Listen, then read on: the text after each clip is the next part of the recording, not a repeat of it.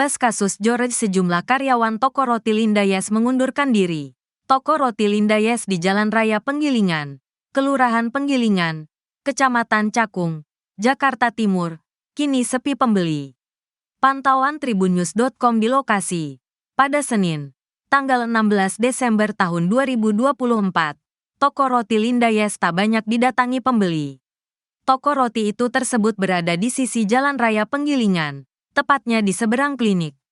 Toko roti Lindayes jadi viral setelah kasus dugaan penganiayaan yang dilakukan anak pemilik toko roti dan kue Lindayes bernama George Sugama Halim, 35. George Sugama Halim sudah ditangkap polisi setelah melakukan penganiayaan terhadap pegawainya, Dwi Ayu Darmawati, DAT, pada tanggal 17 Oktober tahun 2024 lalu. Pegawai mengundurkan diri. Tak hanya sepi pembeli, sejumlah pegawai di toko roti itu juga memilih resign atau mengundurkan diri. Suasana di toko kue Lindayes cabang Cakung ini tergolong sepi. Sejak pukul 12 hingga pukul 14.30 waktu Indonesia Barat, hanya terlihat 2 orang pembeli. Bagian dalam toko didominasi cat hijau tua. Dari pintu masuk dapat terlihat, di ruangan sebelah kiri terdapat 5 meja yang masing-masing memiliki 4 kursi, dan diperuntukkan bagi pelanggan yang ingin menyantap langsung di tempat. Kemudian, di ruangan sebelah kanan merupakan tempat etalase-etalase berisi berbagai varian roti dan kue diletakkan. Mulai dari roti kecil hingga kue yang kerap digunakan untuk perayaan hari ulang tahun seseorang tersedia di toko ini. Adapun di seberang pintu masuk adalah meja kasir. Di balik meja kasir terdapat pintu yang mengarah ke bagian dapur dan kantor toko Lindayes. Saat itu, ada sebanyak 7 pegawai yang sedang mengemas roti-roti pesanan untuk diantar ke pelanggan. 4 dari 7 pekerja merupakan pegawai baru. Para pegawai baru tersebut mengenakan seragam kemeja putih dan celana hitam. Keempatnya merupakan pegawai perempuan. Seorang pegawai toko roti Lindayes mengungkapkan, ada beberapa karyawan yang mengundurkan diri atau resign setelah kejadian penganiayaan yang diduga dilakukan anak pemilik toko, GSH, terhadap seorang karyawati berinisial DA, yang berlangsung 2 bulan sebelum kasus tersebut viral di media sosial. Ini beberapa karyawan baru masuk menggantikan yang keluar kemarin. Jadi, setelah kejadian itu memang banyak yang resign, kata seorang pegawai pria yang mengenakan kemeja warna biru muda kepada tribunnews.com. Ia membenarkan kasus dugaan penganiayaan terjadi di toko Lindayes cabang Cakung ini. Namun, pria tersebut enggan menceritakan lebih lanjut soal kronologi kejadian yang melibatkan anak pemilik toko tersebut, lantaran saat kejadian dia tidak berada di lokasi. Toko kue Lindayes tidak hanya menerima pembelian secara langsung, tapi juga melalui layanan telepon dan pesan antar, serta beberapa pedagang keliling menggunakan motor inventaris toko yang dipasang box berlogo toko Lindayes. Pegawai pria tersebut mengatakan, penjualan di toko roti Lindayes tergolong stabil setelah ditimpa kabar buruk yang viral di media sosial perihal kasus yang melibatkan anak dari pemilik toko tersebut. Digeruduk massa, sekira pukul 14.45 waktu Indonesia Barat, rombongan anggota Federasi Serikat Pekerja Metal Indonesia, FSPMI, terlihat menggeruduk toko Lindayes. Warga sekitar toko kue dan roti Lindayes cabang Cakung berhamburan keluar dari rumah ataupun toko yang tak jauh dari toko Lindayes. Ada belasan orang dalam rombongan aksi dari FSPMI tersebut.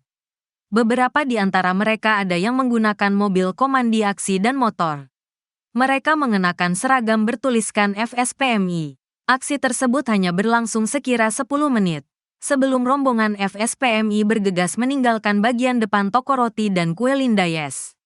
Seorang orator dari dalam mobil komando aksi menyampaikan, FSPMI mengecam keras tindakan yang dilakukan anak pemilik toko Lindayes terhadap seorang karyawati itu. Dia mengingatkan juga kepada warga sekitar untuk membela hak-hak para pekerja. Kami mengecam keras tindak kekerasan yang dilakukan oleh anak pemilik toko roti Lindayes, yang semena-mena dengan melemparkan bangku kepada karyawati. Seorang pekerja, seorang buruh yang mana telah kita ketahui buruh tersebut adalah seorang buruh perempuan, kata orator menggunakan pengeras suara. Sementara itu, suasana sepi pembeli juga terasa di toko roti Lindayes cabang Kelapa Gading, Jakarta Utara, pada Senin, tanggal 16 Desember tahun 2024. Interior outlet toko Linda Yes di Kelapa Gading lebih mewah daripada cabang Cakung. Toko roti itu buka di ruko berlantai 3. Lantai 1 toko berisi berbagai varian roti, kue-kue, dan es krim gelato bermacam rasa.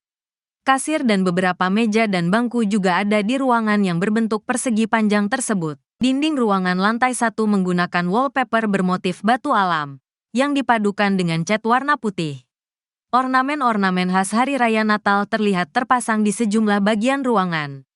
Kemudian, lantai 2 toko digunakan sebagai ruangan non-smoking. Meja dan kursi di ruangan ini lebih banyak daripada di lantai 1 toko. Selanjutnya, lantai 3 toko berupa rooftop dan smoking area, yang memungkinkan pelanggan untuk makan di tempat dengan suasana semi-outdoor.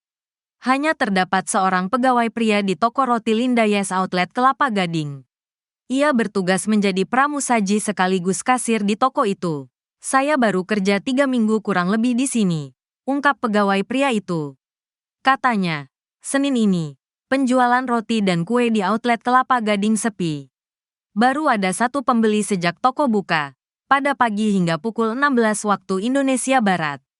George Sugama Halim, GSH, diduga telah menganiaya karyawati bernama Dwi Ayu Darmawati, Dat. 19 yang bekerja di toko roti milik orang tuanya di Cakung, Jakarta Timur. Peristiwa ini bermula saat GSH meminta D mengantarkan makanan pesanannya. Namun, D menolak permintaan tersebut karena sedang bekerja dan tugas itu bukan tanggung jawabnya. D juga mengacu pada perjanjian dengan adik GSH bahwa dirinya tidak wajib menuruti perintah GSH. Bahkan, GSH sempat mengadukan penolakan itu kepada ibunya, yang merupakan bos korban. Namun, sang ibu justru membela D dan meminta GSH untuk membawa makanan itu sendiri. Reaksi tersebut membuat GSH marah besar. Dalam video yang beredar luas di media sosial, GSH tampak membentak D dan juga melakukan kekerasan fisik.